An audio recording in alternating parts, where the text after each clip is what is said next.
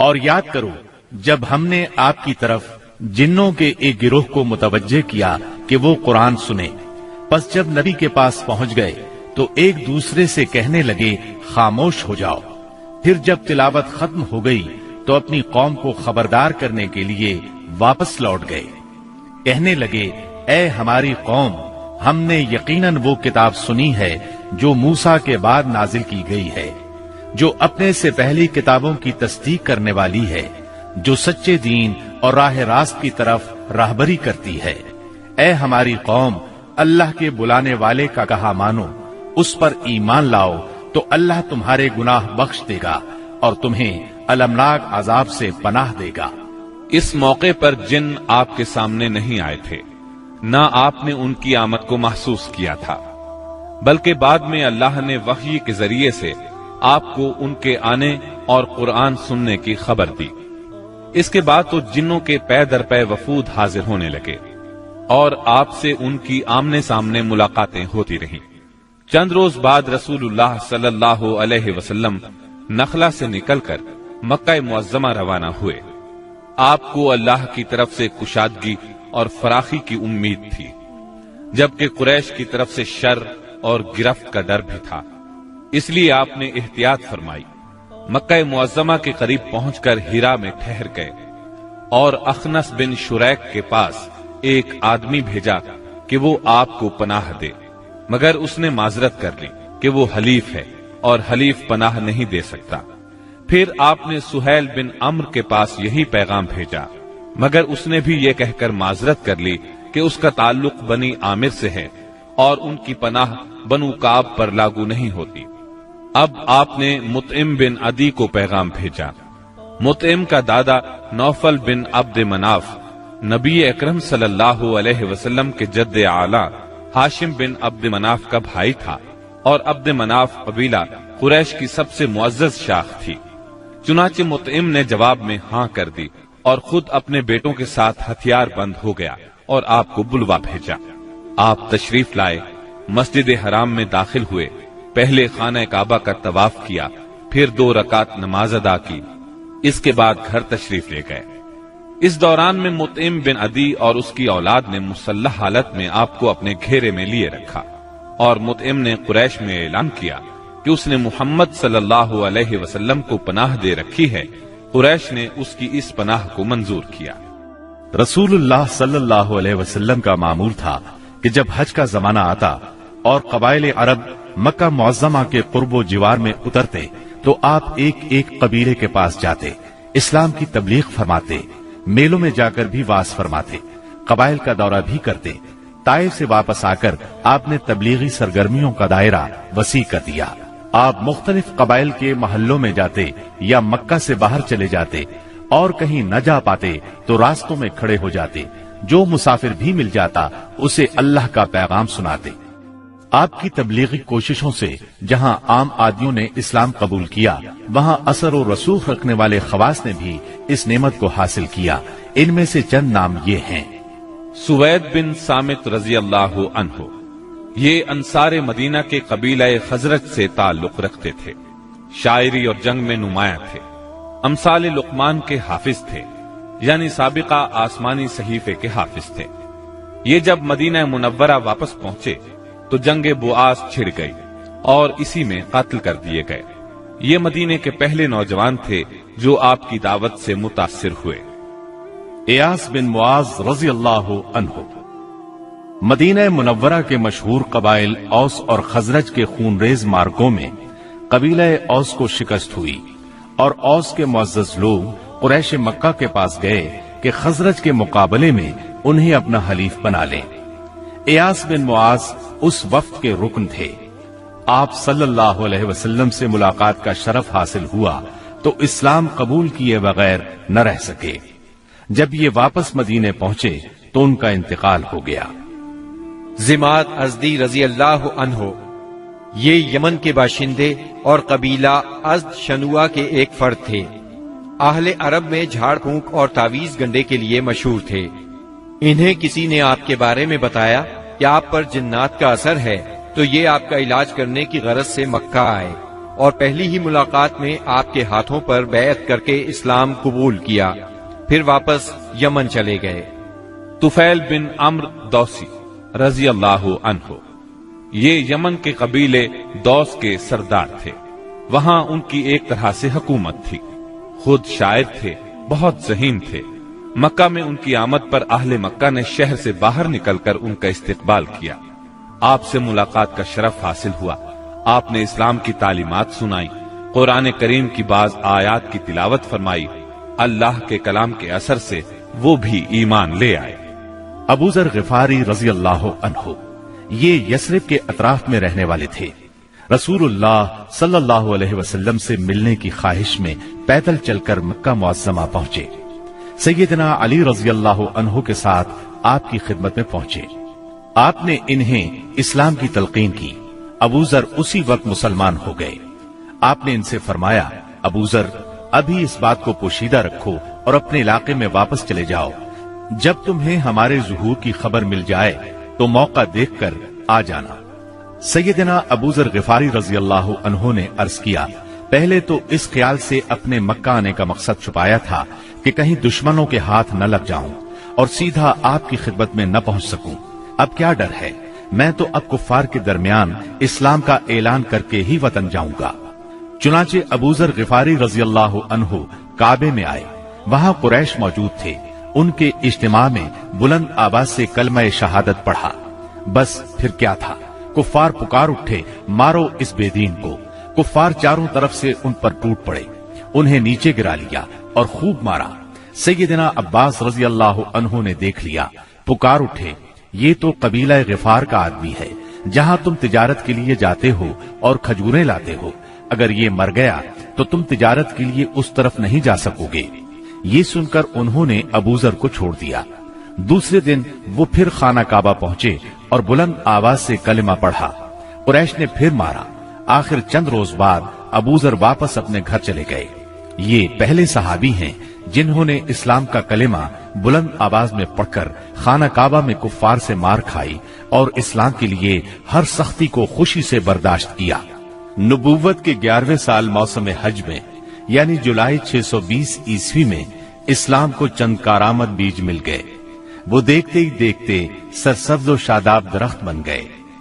ان کی لطیف اور گھنی چھاؤں میں بیٹھ کر مسلمانوں نے برسوں کے ظلم و ستم کی تپش سے نجات پائی، انہیں راحت نصیب ہوئی۔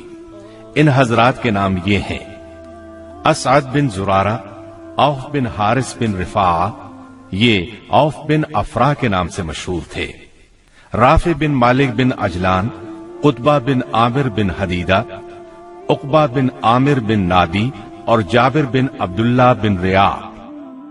یہ لوگ 11 نبوت میں حج کے لیے آنے والوں کے ہمراہ آئے تھے۔ چنانچہ یہ لوگ مینا کی گھاٹی میں رات کے وقت باتیں کر رہے تھے کہ رسول اللہ صلی اللہ علیہ وسلم کا گزر اس طرف سے ہوا۔ آپ نے آواز سنی تو ان کا رخ کیا، ان کے نزدیک پہنچ کر فرمایا، آپ کون لوگ ہیں؟ وہ بولے، ہم قبیلہ خزرج کا ایک گروہ ہیں۔ آپ نے فرمایا، یعنی یہود کے حلیف؟ وہ بولے، ہاں، آپ ٹھیک سمجھے۔ اس پر آپ نے فرمایا، تو پھر کیوں نہ آپ حضرات سے بیٹھ کر کچھ بات چیت کی جائے؟ انہوں نے کہا، ضرور، کیوں نہیں، تشریف رکھیے۔ چنانچہ آپ صلی اللہ علیہ وسلم وہاں ان کے پاس بیٹھ گئے۔ آپ نے ان پر اسلام کی حقیقت واضح کی، قرآن کی تلاوت کی اور اللہ عز و جل کی طرف دعوت دی۔ اس پر انہوں نے ایک دوسرے سے حیران ہو کر کہا، دیکھو، یہ تو وہی نبی معلوم ہوتے ہیں جن کے حوالے سے یہود تمہیں دھمکیاں دیا کرتے ہیں، کہیں وہ اسلام لانے میں پہل نہ کر جائیں۔ چنانچہ ان حضرات نے فوراً ہی اسلام قبول کر لیا۔ پھر انہوں نے کہا، ہم اپنی قوم کو ایسی حالت میں چھوڑ کر آئے ہیں کہ کسی اور قوم میں ان جیسی دشمنی نہیں ہے، بس اگر اللہ تعالیٰ انہیں آپ پر اکٹھا کر دے تو ان کے لیے آپ سے معزز کوئی نہیں ہوگا۔ پھر انہوں نے وعدہ کیا، ہم دین کی دعوت دیں گے، آئندہ سال حج کے موقع پر پھر آپ سے ملاقات کریں گے۔ اور پھر جب یہ لوگ واپس مدینہ منورہ گئے تو اپنے ساتھ اسلام کا پیغام بھی لے گئے۔ چنانچہ وہاں گھر گھر اسلام کا چرچا ہونے لگا۔ اسی سال یعنی شوال 11 نبوت میں رسول اللہ صلی اللہ علیہ وسلم نے سیدہ عائشہ رضی اللہ عنہا سے نکاح فرمایا۔ उस वक्त उनकी उम्र 6 बरस थी। फिर हिजरत के पहले साल शव्वाल ही में मदीने में उनकी रुखसती हुई। उस वक्त उनकी उम्र 9 बरस थी। नबूवत के 12वें साल अल्लाह ताला ने रसूलुल्लाह सल्लल्लाहु अलैहि वसल्लम को मेराज कराई। पाक है वो जात जिसने अपने बंदे को रातों रात मस्जिद हराम से मस्जिद अक्सा तक की सैर कराई, जिसके गिर्द हमने बरकत दे रखी है ताकि उसे हम अपनी निशानियां दिखाएं। बेशक वो खूब सुनने वाला, खूब देखने वाला है। इस राह से मुराद है रातों रात नबी करीम सल्लल्लाहु अलैहि वसल्लम का मक्के से बैतुल मुकद्दस तशरीफ ले जाना, और मेराज से मुराद है आलम बाला में तशरीफ ले जाना। ये वाकया जिस्म और रूह समेत पेश आया। वाकया मेराज का खुलासा ये है कि आप उस शब हतीम या हिजरे काबा में आराम फरमा रहे थे। उस वक्त आप बेदारी और नींद की मिली जुली हालत में थे। ऐसे में जिब्राईल अलैहिस्सलाम तशरीफ लाए। उन्होंने आपके सीना मुबारक को चाक किया और आबे जमजम से धोकर ईमान और हिकमत से भर दिया। फिर आपके सामने सवारी के लिए बुराक लाया गया, जो घोड़े से कदरे छोटा सफेद रंग का जानवर था। उसकी तेज रफ्तारी की वजह से उसे बुराक का नाम दिया गया।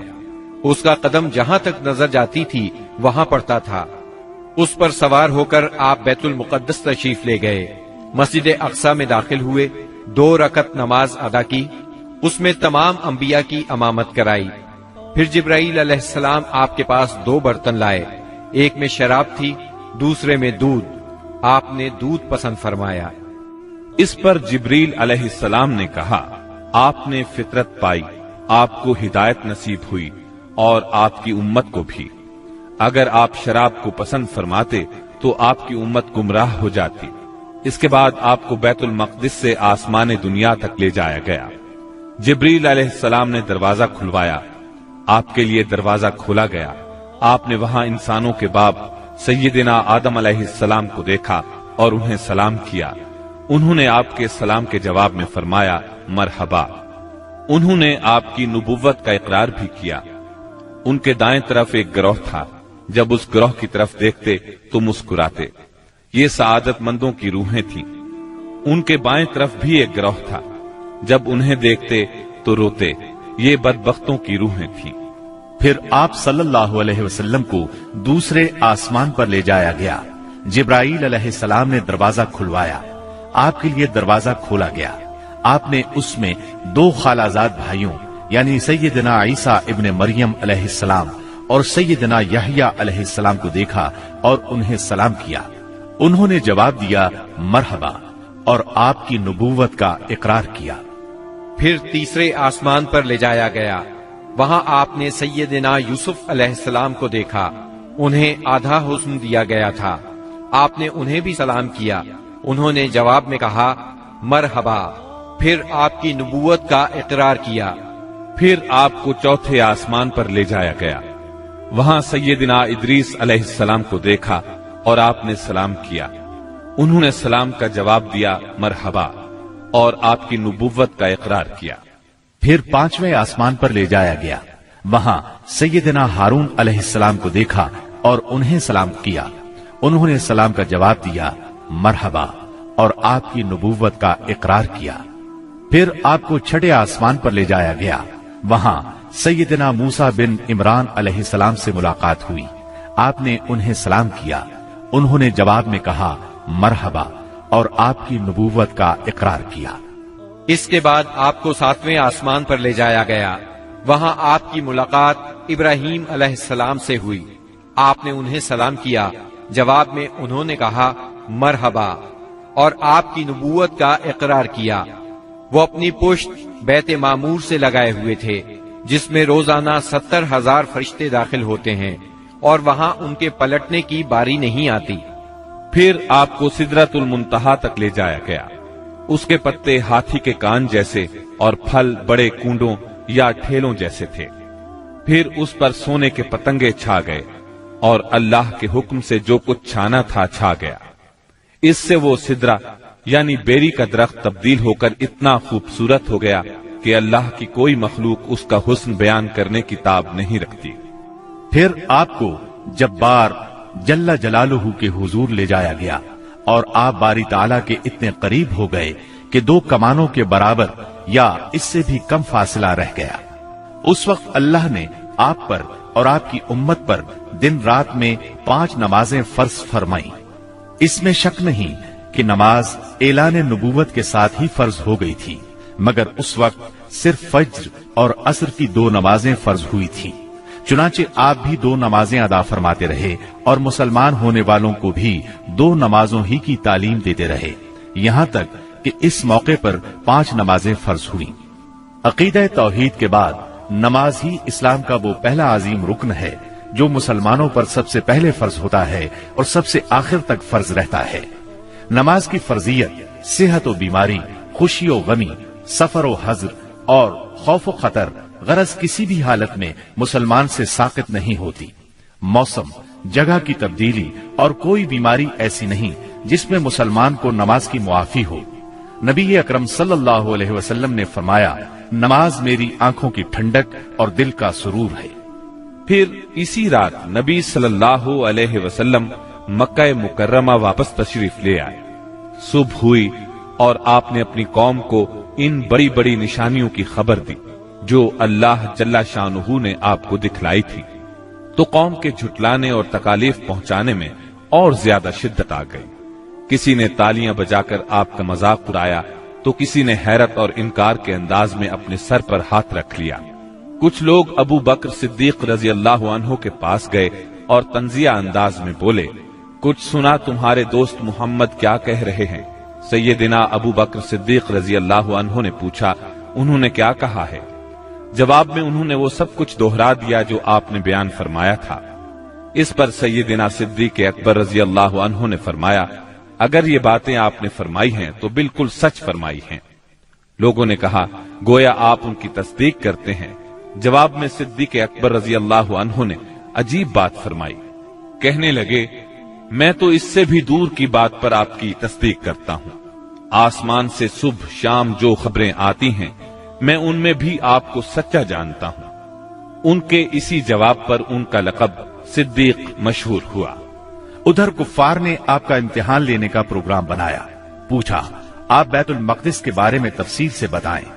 आपने इससे कब्ल बैतुल मक़दिस कभी नहीं देखा था, न मेराज के वक्त आपने उसकी तफसील जहन में बिठाई थी, लेकिन अल्लाह ने आपके लिए उसको रोशन कर दिया और आप उसकी निशानियां बताते चले गए।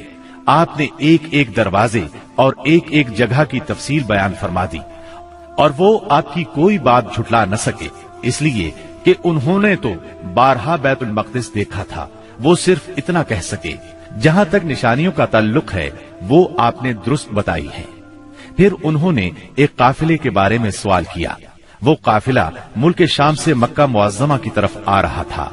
आपने उस काफिले के ऊंटों की तादाद, काफिले की दूसरी तफसील और मक्का पहुंचने का वक्त और जो ऊंट सबसे आगे आ रहा था उसकी मुकम्मल खबर उन्हें दे दी। फिर जो तफसील आपने काफिले की बयान फरमाई थी वो बिल्कुल उसी के मुताबिक मक्का मुअज़्ज़मा में दाखिल हुआ, लेकिन वो जालिम फिर भी आप पर ईमान न लाए, अपने कुफ्र ही पर डटे रहे। हम बता चुके हैं कि नबूवत के 11वें साल मौसम हज में यसरिब के 6 आदमियों ने इस्लाम कबूल कर लिया था और रसूलुल्लाह सल्लल्लाहु अलैहि वसल्लम से वादा किया था कि अपनी कौम में जाकर आपकी रिसालत की तबलीग करेंगे। इसका नतीजा ये हुआ कि अगले साल जब मौसम हज आया, यानी जिल हज 12 नबवी बमुताबिक जुलाई 621 ईस्वी, तो 12 आदमी हाजिर हुए। उनमें 10 खजरज से और 2 औस से थे।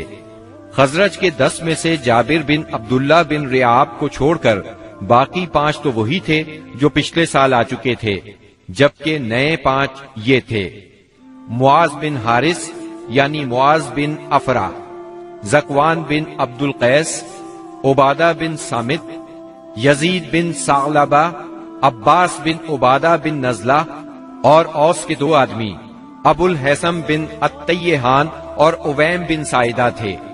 ये लोग मिना की घाटी में रसूलुल्लाह सल्लल्लाहु अलैहि वसल्लम के साथ जमा हुए। अक़बा की इस बैत की तफसील सही बुखारी में सैयदना उबादा बिन सामित रजी अल्लाह अन्हो से मरवी है।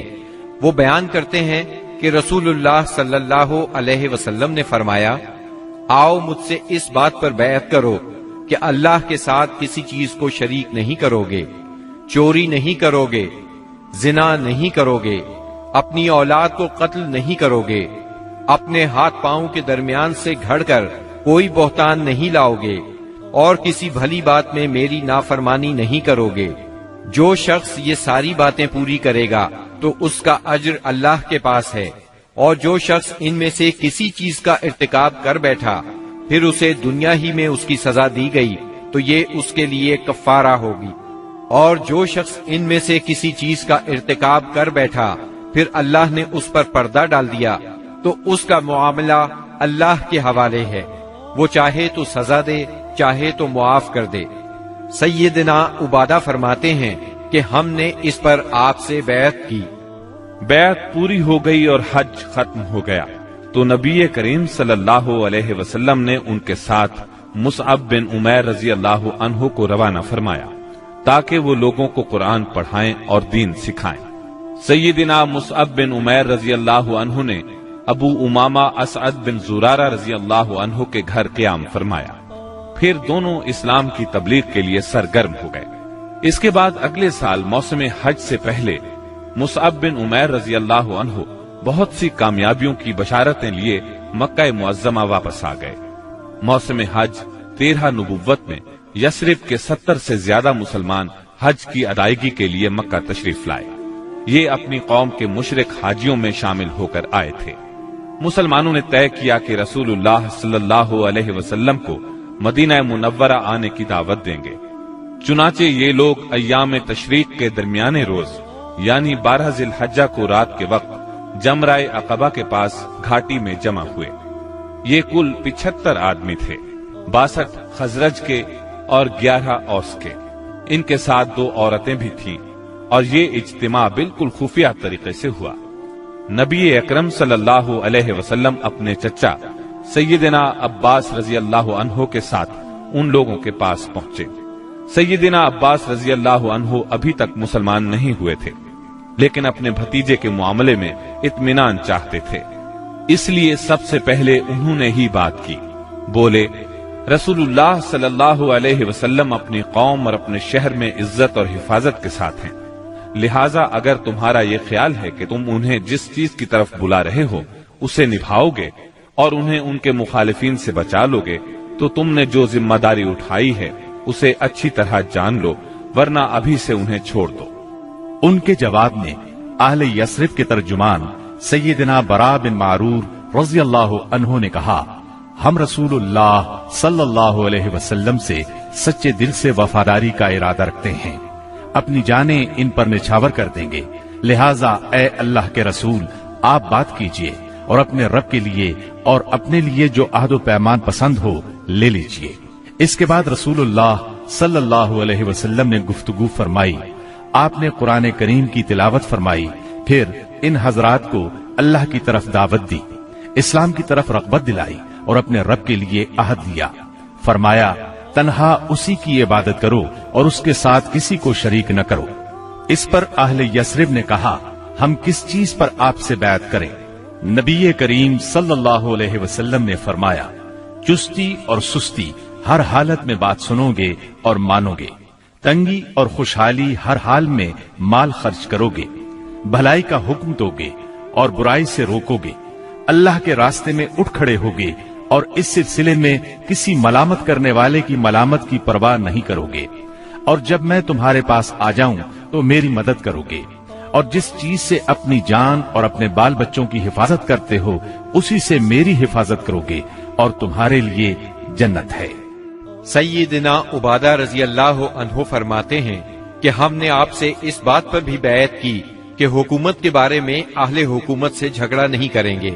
اس پر سیدنا برا بن معرور رضی اللہ عنہ نے آپ کا ہاتھ پکڑا اور عرض کیا، ہاں اس ذات کی قسم جس نے آپ کو حق کے ساتھ بھیجا ہے، ہم یقیناً اس چیز سے آپ کی حفاظت کریں گے جس سے اپنے بال بچوں کی حفاظت کرتے ہیں، لہٰذا آپ ہم سے بیعت لیجئے۔ اتنے میں سیدنا ابو الحسن بن تیہان رضی اللہ عنہ نے بات کاٹتے ہوئے کہا، اے اللہ کے رسول، ہمارے اور کچھ لوگوں کے درمیان عہد و پیمان کی رسیاں ہیں، اور اب ہم ان رسیوں کو کاٹنے والے ہیں، تو کہیں ایسا نہ ہو کہ ہم تو یہ رسیاں کاٹ ڈالیں، ادھر اللہ آپ کو غلبہ عطا کر دے تو آپ ہمیں چھوڑ کر اپنی قوم میں آ جائیں۔ یہ سن کر آپ مسکرائے، پھر فرمایا، نہیں، بلکہ آپ لوگوں کا خون میرا خون اور آپ لوگوں کی بربادی میری بربادی ہے۔ میں آپ لوگوں سے ہوں اور آپ لوگ مجھ سے ہیں۔ جس سے آپ جنگ کریں گے میں بھی اس سے جنگ کروں گا، جس سے آپ صلح کریں گے میں بھی اس سے صلح کروں گا۔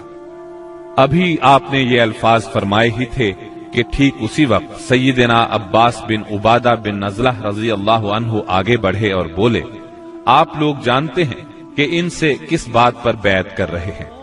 ان سے سرخ و سیاہ یعنی سارے انسانوں سے جنگ پر بیعت کر رہے ہیں۔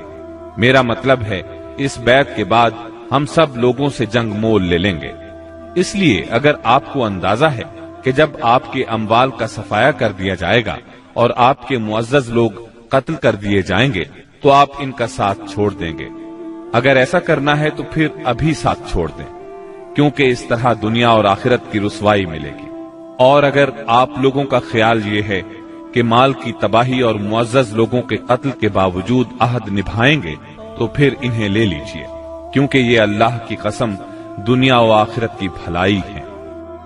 تب ان لوگوں نے کہا، ہم انہیں اپنے مالوں کی تباہی اور معزز لوگوں کے قتل کے خطرے کے باوجود ساتھ لیتے ہیں۔ اللہ کے رسول بتلائیے اس کے بدلے میں ہمارے لیے کیا ہے؟ آپ نے فرمایا، جنت۔ اب لوگوں نے کہا، اپنا ہاتھ پھیلائیں۔ آپ نے ہاتھ پھیلا دیا، سب لوگ بیعت کے لیے لپکے، مگر عین اس لمحے آپ کا ہاتھ اسد بن زرارہ رضی اللہ عنہ نے پکڑ لیا اور کہا، اہل یثرب ذرا ٹھہرو، ہم آپ کی خدمت میں لمبا سفر کر کے اس یقین کے ساتھ حاضر ہوئے ہیں کہ آپ اللہ کے رسول ہیں۔ آج آپ کو یہاں سے لے جانے کا مطلب ہے سارا عرب ہمارا دشمن ہو جائے گا، ہمیں اپنے سرداروں کا قتل اور تلواروں کے وار برداشت کرنا ہوں گے۔ اب اگر آپ سب لوگ یہ بات برداشت کرنے کے لیے تیار ہیں تو انہیں لے لیں، اس صورت میں آپ کا اجر اللہ کے ہاں ہے، اور اگر آپ لوگوں کو اپنے بارے میں کوئی اندیشہ ہے تو انہیں ابھی چھوڑ دیں، یہ عذر اللہ کے نزدیک زیادہ قابل قبول ہوگا۔ یہ سن کر لوگوں نے کہا، اسد اپنا ہاتھ ہٹائیے، اللہ کی قسم نہ ہم اس بیعت کو چھوڑ سکتے ہیں نہ توڑ سکتے ہیں۔ اس کے بعد ایک ایک آدمی نے اٹھ کر بیعت کی۔ راجح ترین قول کے مطابق سب سے پہلے بیعت کرنے والے خود اسد بن زرارہ رضی اللہ عنہ تھے۔ ایک قول یہ بھی ہے کہ سب سے پہلے بیعت ابو الحسن بن طیحان نے کی۔ ایک تیسرا قول یہ ہے کہ سیدنا براء بن معرور نے سب سے پہلے بیعت کی۔ دونوں عورتوں کی بیعت صرف زبان سے ہوئی، ان سے آپ نے مصافحہ نہیں فرمایا، بلکہ فرمایا بس ان کی بیعت ہو گئی، میں عورتوں سے مصافحہ نہیں کرتا۔ بیعت مکمل ہو چکی تو رسول اللہ صلی اللہ علیہ وسلم نے فرمایا، اپنے میں سے 12 نقیب پیش کریں جو اپنی قوم کے نگران ہوں گے، ان کے معاملات کے ذمہ دار ہوں گے۔ اس پر 9 آدمی خزرج سے اور 3 آدمی اوس سے منتخب کیے گئے۔ جب ان کا انتخاب ہو چکا تو رسول اللہ صلی اللہ علیہ وسلم نے فرمایا، آپ لوگ اپنی قوم کے تمام معاملات کے ذمہ دار ہیں، جس طرح عیسیٰ علیہ السلام کے حواری ان کی طرف سے کفیل ہوئے تھے، اور میں اپنی قوم یعنی مسلمانوں کا کفیل ہوں۔ ان سب نے ایک زبان ہو کر کہا، جی ہاں۔ تو یہ تھی دوسری بیعت عقبہ۔ یہ نبی صلی اللہ علیہ وسلم کی زندگی میں اب تک کی سب سے بڑی بیعت تھی۔ اس بیعت کی وجہ سے حالات کا رخ تبدیل ہوا، تاریخ نے ایک اہم موڑ لیا۔ عقبہ کی پہلی اور دوسری بیعت کے بعد یثرب میں مسلمانوں کو امن اور پناہ کی جگہ مل گئی، اس لیے نبی کریم صلی اللہ علیہ وسلم نے مکے کے مسلمانوں کو اجازت دے دی کہ وہ اپنا وطن چھوڑ کر شہر مدینہ ہجرت کر جائیں۔ مکہ میں اب گنتی کے چند مسلمان رہ گئے تھے۔ نبی کریم صلی اللہ علیہ وسلم سیدنا ابو بکر صدیق رضی اللہ عنہ اور سیدنا علی رضی اللہ عنہ کو خاص اہمیت دیتے تھے، اسی لیے قریش کو اندازہ تھا कि अब ये तीनों भी मदीने चले जाएंगे। इन्हें मुसलमानों की मदीना मुनव्वरा की तरफ हिजरत और वहां इनके इज्तिमा से अपने दीन, अपनी तिजारत और अपने वजूद के लिए भी खतरा महसूस हुआ। चुनाचे वो 26 सफर 14 नबूवत बमुताबिक 16 सितंबर 22 ईस्वी जुमेरात के दिन पहले पहर गौर व खौस के लिए दारुन नदवा में जमा हुए। इस इज्तिमा में कुरैश के करीबन सभी सरदार मौजूद थे। इब्लीस भी नजद के एक शेख जलील की सूरत में इजाजत लेकर इनमें शरीक हुआ। इन सब लोगों को असल मसला पेश किया गया। सब ने अपने अपने अंदाज में और अपनी अपनी अक्ल के मुताबिक तजवीज पेश की, लेकिन हर तजवीज में कोई न कोई खामी महसूस हुई, इसलिए तमाम तजावीज रद्द कर दी गईं। अब अबू जहल ने कहा, इसके बारे में मेरी एक राय है।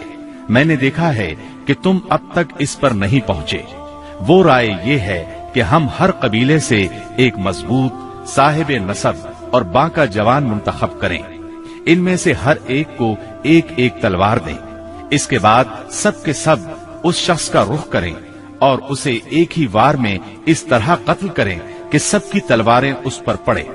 इस तरह उसका खून सारे कबाइल में बिखर जाएगा और अब्द मनाफ सारे कबीलों से जंग नहीं कर सकेंगे। इसलिए दियत यानी खून बहा लेने पर राजी हो जाएंगे और वो हम इन्हें दे देंगे।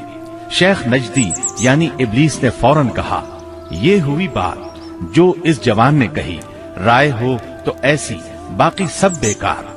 बाकी लोगों ने भी इस राय को मंजूर किया और फिर इसकी तैयारी में लग गए।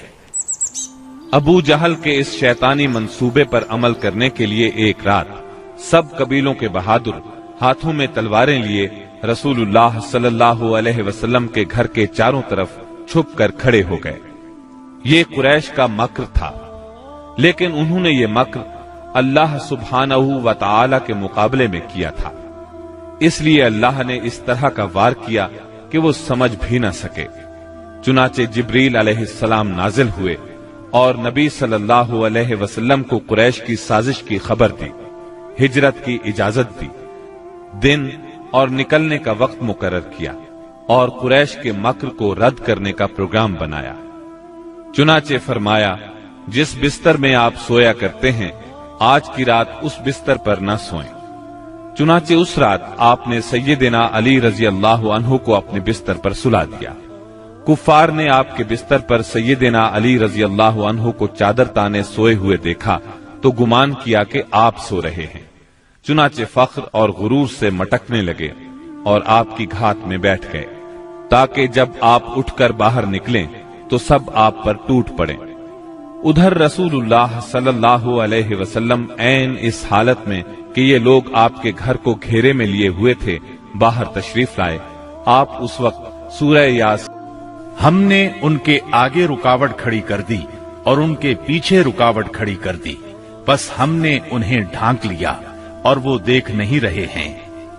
चुनाचे अल्लाह ताला ने उनकी निगाहें पकड़ ली और वो आपका कतन एहसास न कर सके।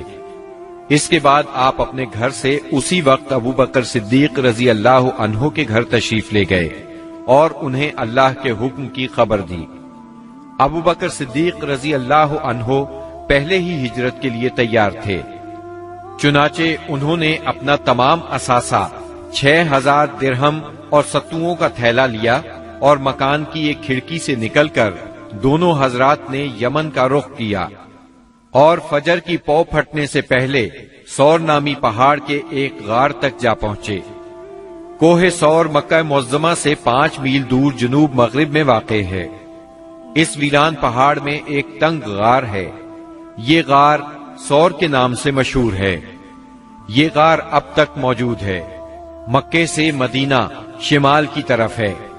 कुरैश का ख्याल था कि आपने अपना सफर शिमाल ही की तरफ किया होगा, लेकिन आप अपने सफर का आगाज मुखालिफ समत से करके गारे सौर में जा पहुंचे।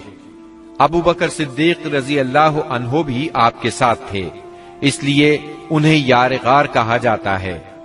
रसूलुल्लाह सल्लल्लाहु अलैहि वसल्लम अपने यार गार के साथ 3 दिन और 3 रातें गारे सौर में रहे।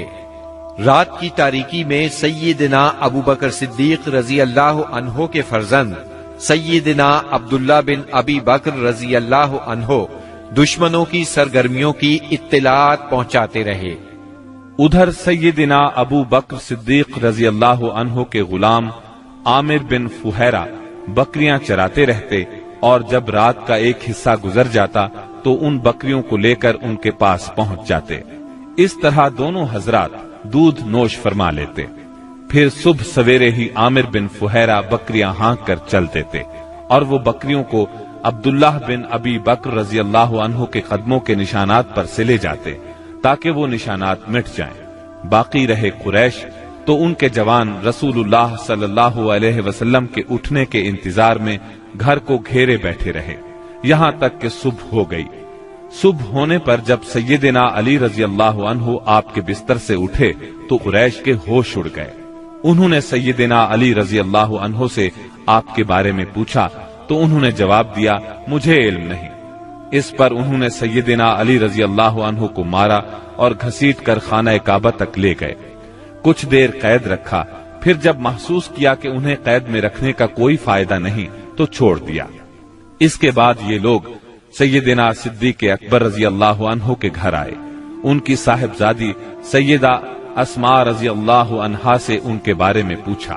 انہوں نے فرمایا، مجھے معلوم نہیں۔ اس پر خبیث ابو جہل نے ان کے رخسار پر اس زور کا تماچا مارا کہ کان کی بالی گر گئی۔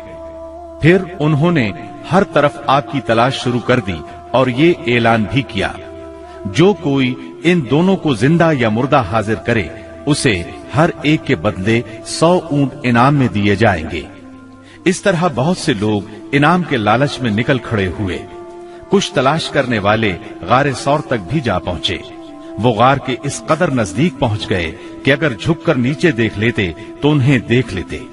یہ صورتحال دیکھ کر سیدنا ابو بکر صدیق رضی اللہ عنہ فکر مند ہوئے۔ آپ صلی اللہ علیہ وسلم نے انہیں غمزدہ دیکھ کر فرمایا، ابو بکر، ایسے 2 آدمیوں کے بارے میں کیا خیال ہے جن کا تیسرا اللہ ہو؟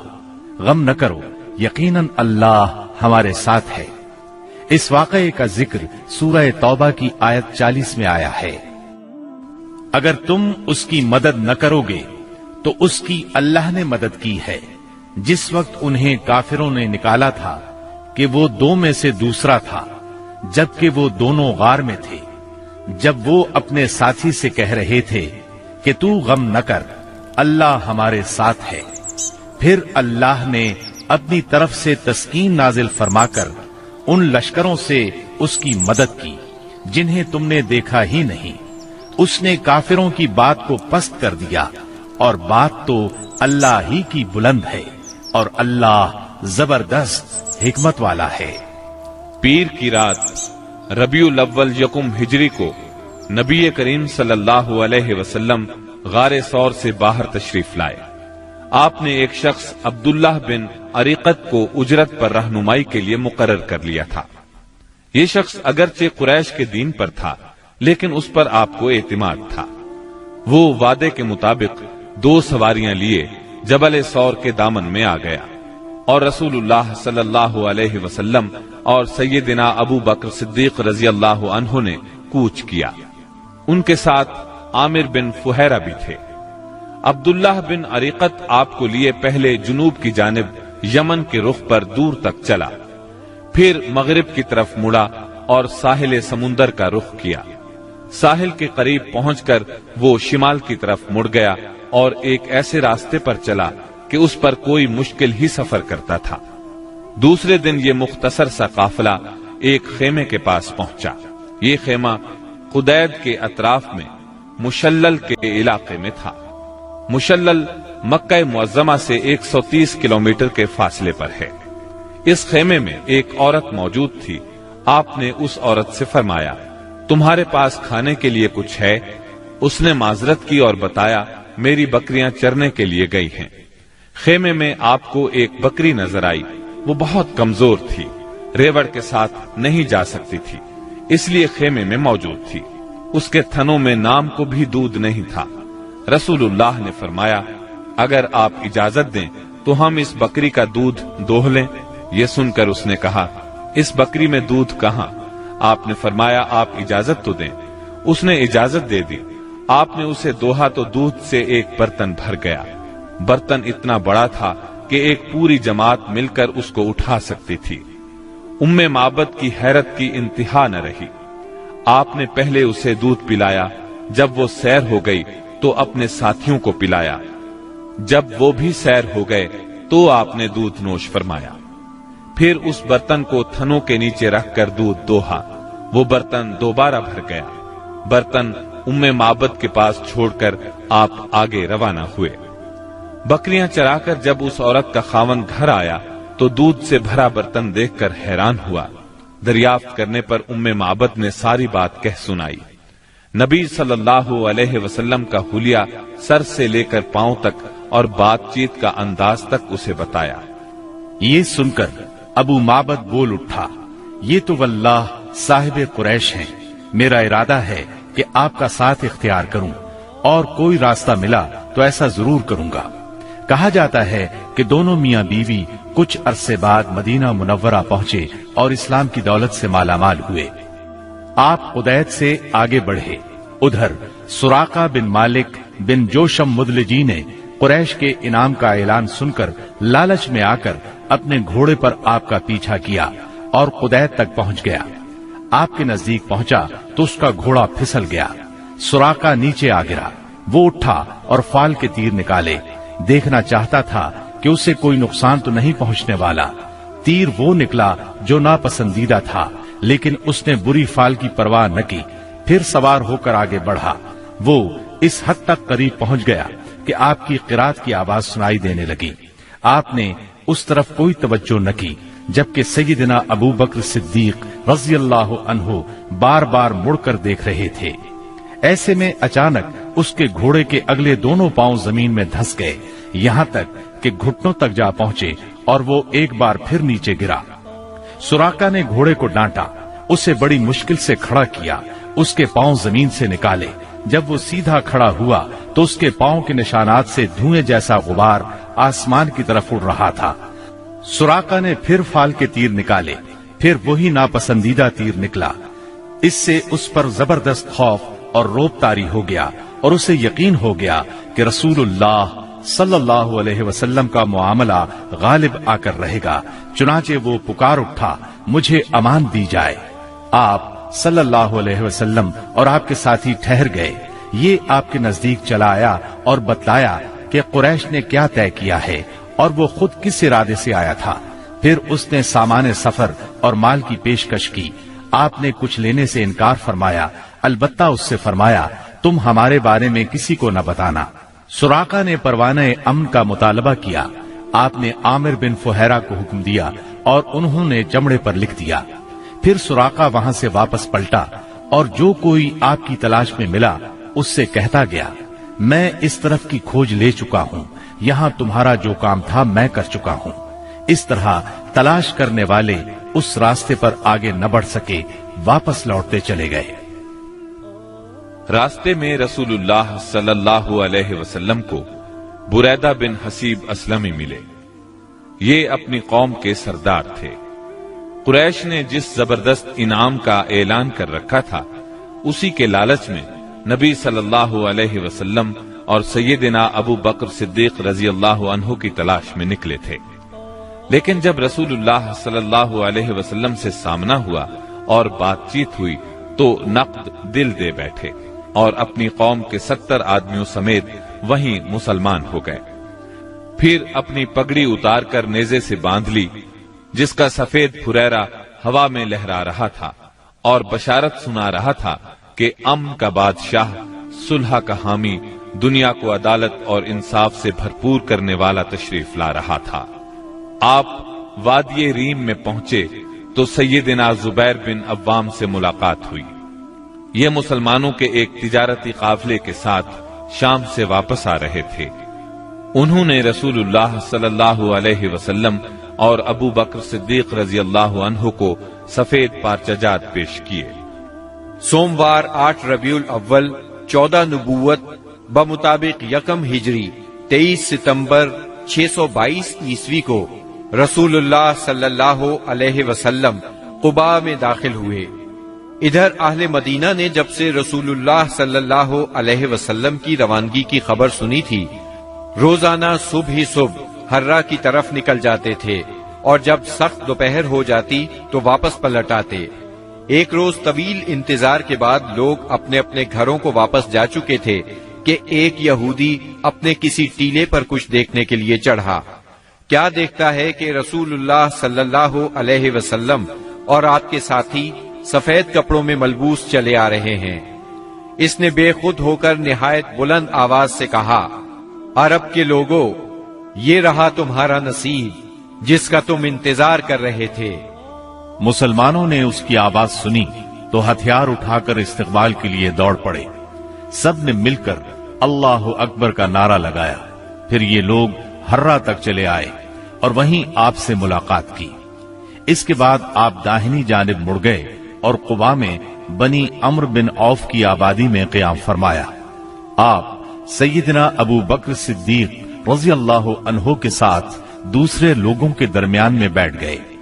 اب ہوا یہ کہ جو بھی آتا سیدنا ابو بکر صدیق کو اللہ کا رسول خیال کر کے انہیں سلام کرتا، اس لیے کہ آپ کے بالوں میں سفیدی آ چکی تھی۔ جب اللہ کے رسول صلی اللہ علیہ وسلم پر دھوپ آ گئی اور ابو بکر رضی اللہ عنہ نے آپ کو دھوپ سے بچانے کے لیے چادر تانی تو لوگوں کو معلوم ہوا کہ یہ اللہ کے رسول ہیں۔ اس کے بعد قباء میں آپ نے کلثوم بن حدم رضی اللہ عنہ کے ہاں قیام فرمایا۔ اس سلسلے میں دوسری روایت یہ ہے کہ سعد بن خیثمہ رضی اللہ عنہ کے مکان پر قیام فرمایا۔ وہاں آپ نے 4 دن قیام فرمایا اور مسجد قباء کی بنیاد رکھی اور اس میں نماز پڑھی۔ نبی اکرم صلی اللہ علیہ وسلم نے فرمایا، جو شخص قباء میں 2 رکعت نماز پڑھے اسے عمرے کا ثواب ہوگا۔ نبی کریم صلی اللہ علیہ وسلم کے بعد سیدنا علی رضی اللہ عنہ مکہ مکرمہ میں 3 روز ٹھہرے۔ اس دوران میں مکے کے لوگوں کی جو امانتیں رسول اللہ صلی اللہ علیہ وسلم کے پاس تھیں ان کو ادا کیا، پھر پیدل چل پڑے اور قباء میں رسول اللہ صلی اللہ علیہ وسلم سے آ ملے۔ انہوں نے کلثوم بن حدم رضی اللہ عنہ کے مکان پر قیام کیا۔ رسول اللہ صلی اللہ علیہ وسلم 5ویں دن یہاں سے روانہ ہوئے۔ یہ جمعے کا دن تھا۔ اللہ کے حکم پر روانہ ہوئے۔ ابو بکر صدیق رضی اللہ عنہ آپ کے پیچھے بیٹھے تھے۔ آپ نے اپنے ننھیال بنو نجار کے پاس پیغام بھجوایا۔ وہ لوگ تلواریں لٹکائے حاضر ہوئے۔ آپ نے ان کی معیت میں مدینہ منورہ کی طرف کوچ فرمایا۔ آپ بنو سالم بن عوف کی بستی میں پہنچے تو جمعے کا وقت ہو گیا۔ آپ نے وہیں بطن وادی میں جمعے کی نماز پڑھائی جس میں 100 آدمی شریک تھے۔ جمعے کے بعد نبی کریم صلی اللہ علیہ وسلم نے مدینے کا رخ کیا۔ اس وقت تک لوگ استقبال کے لیے امڑ آئے تھے۔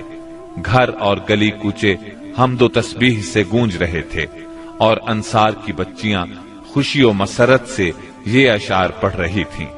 طلع البدر علينا من ثنيات الوداع وجب الشكر علينا ما دعا لله داعي أيها المبعوث فينا جئت بالأمر المطاع۔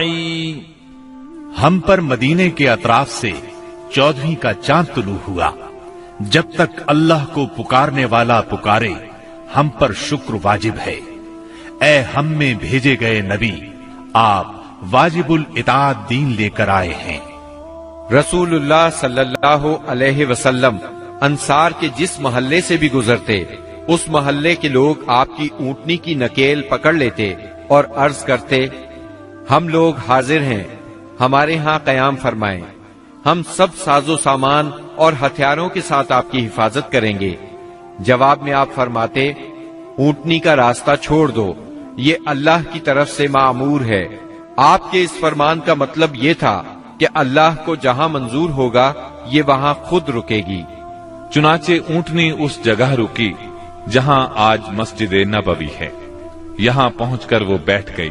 لیکن آپ نیچے نہیں اترے یہاں تک کہ وہ اٹھ کر تھوڑی دور تک چلی، پھر پلٹ آئی اور پھر اسی جگہ بیٹھ گئی جہاں پہلے بیٹھی تھی۔ اس کے بعد آپ نیچے تشریف لے آئے۔ اب لوگوں نے آپ کو اپنے اپنے گھر لے جانے کے لیے درخواست شروع کی۔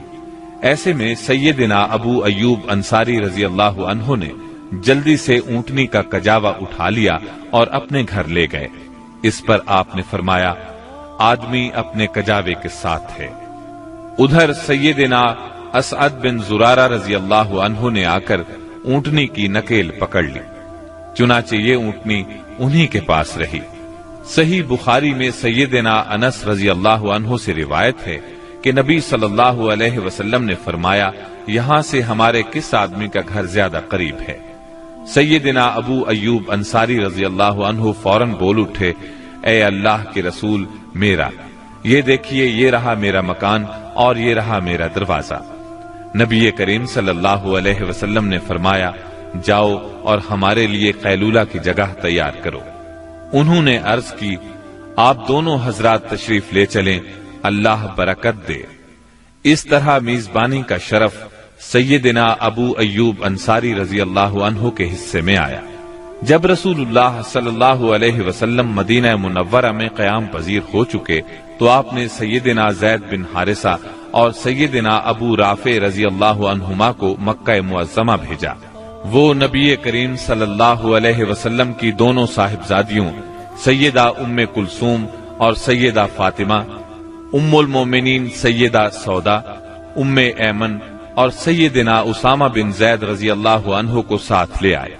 ان کے ہمراہ سیدنا ابو بکر صدیق رضی اللہ عنہ کے فرزند عبد الرحمن بن ابی بکر بھی اپنے گھرانے کے افراد سیدہ ام رومان، سیدہ عائشہ اور سیدہ اسماء رضی اللہ عنہن کو لے کر مدینہ منورہ آ گئے۔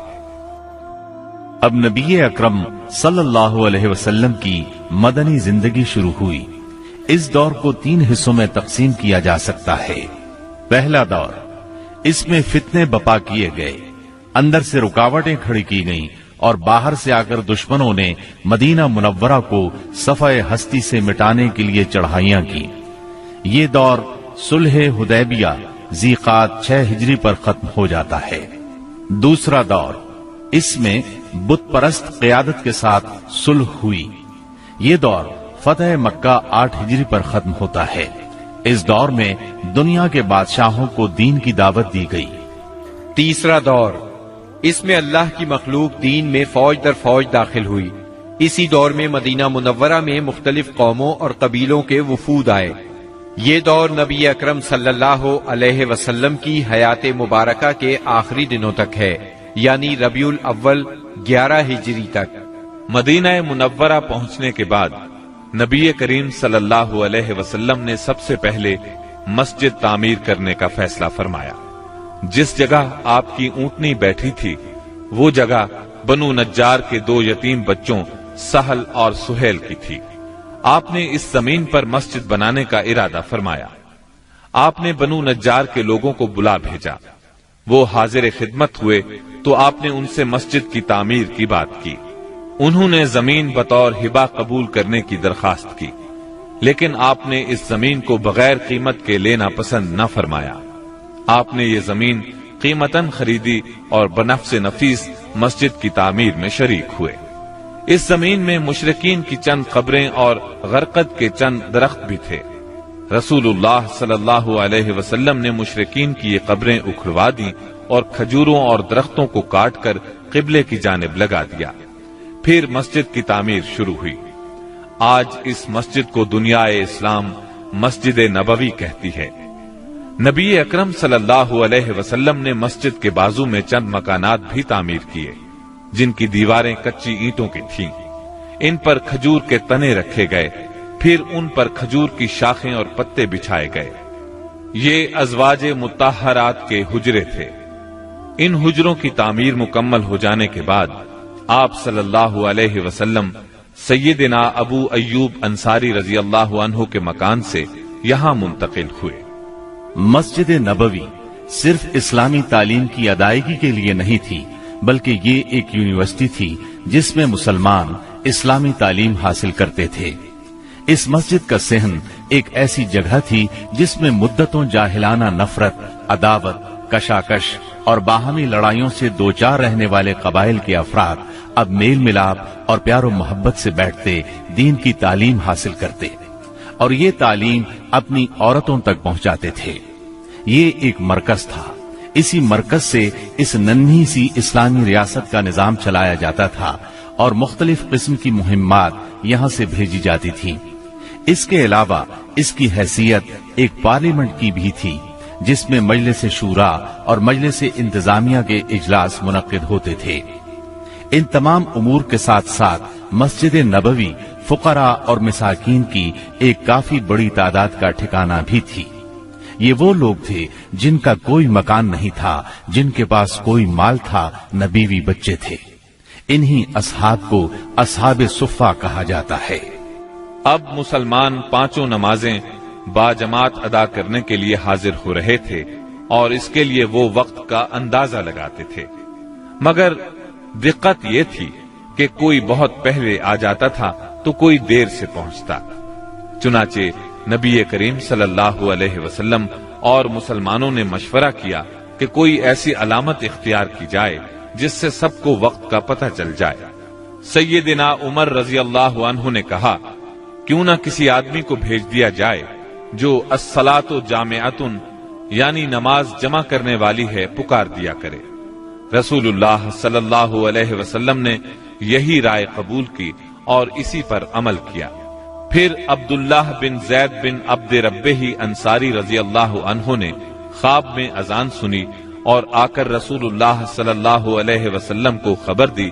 आपने फरमाया, ये सच्चा ख्वाब है।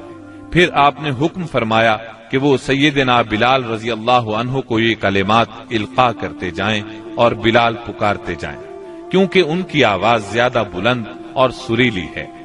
चुनाचे सैयदना बिलाल रजी अल्लाह अन्हु ने अजान कही।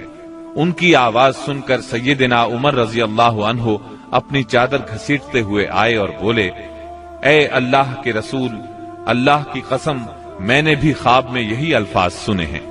इससे उस ख्वाब की मजीद तायीद हो गई और उसी रोज से ये अजान इस्लाम का शिआर बन गई। मस्जिद की तामीर से फारिग होकर रसूलुल्लाह सल्लल्लाहु अलैहि वसल्लम को उन मुहाजिरीन की फिक्र लाहिक हुई जो मक्का मुअज्जमा से बेसरो सामान निकले थे, सिर्फ ईमान और इस्लाम की दौलत साथ लाए थे। चुनाचे आपने मुहाजिरीन और अंसार के दरमियान रिश्ते उखुवत यानी भाईचारा कायम करने की तरफ तवज्जो फरमाई। आपने अंसार को सैयदना अनस बिन मालिक रजी अल्लाह अन्हु के घर जमा फरमाया। मुहाजिरीन की तादाद 45 थी।